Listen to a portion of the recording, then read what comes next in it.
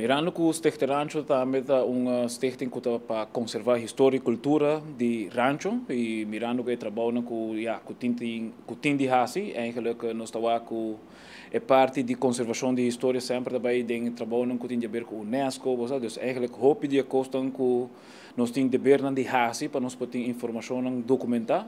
da parte de trabalho. Dus eigenlijk já sabe nós estamos nos promete charla também comunitário, dus eigenlijk para bisa que como barrio, bota cumprir também com o requisito não para assim engrandecer o barrio e essa aqui na data onde promessa tap não caminho com nossa comissão com a charla de participação civil. Já aqui nós estamos como orador senhor Dr. Anders Charlene Odeberg Bermúdez, de qual como acadêmico a dona sua parte de informação caminho com é por iluminar tique mais de que o trabalho de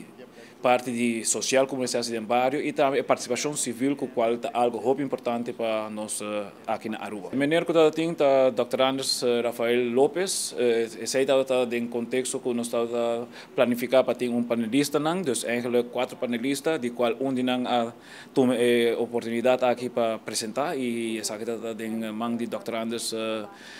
Rafael Lopes e é por dar também sua parte como acadêmico também informação com esta mira certo problema e também dar resposta na pergunta que está bem for de público. Nós sabemos que essa é um dos primeiros viagens que nós damos a oportunidade na acadêmico para dar eigenlijk informação na placa chiquito também para assim é mais ainda na comunidade por compreender também certa matéria na acadêmico. O interesse está sumamente grande, se nós podemos variedade de gente que está tem e também a idade que está varia de gente de 80, 70, 60 anos e eigenlijk um par de jovens também de 20 anos e assim. Sabe que para mim, nós estamos evaluando e nós estamos evaluando, nós estamos ganhando base reação positiva, mirando que está primeiro viagem, mas sim, é impactante, de qual o tema que nós sabemos que a participação civil é algo que não está passando no passado e está seguro que nós lo que sigue com ele no futuro. Dank na eigenlijk museu arqueológico e também todo sostém que nós estamos de parte do governo e também instâncias que concernem.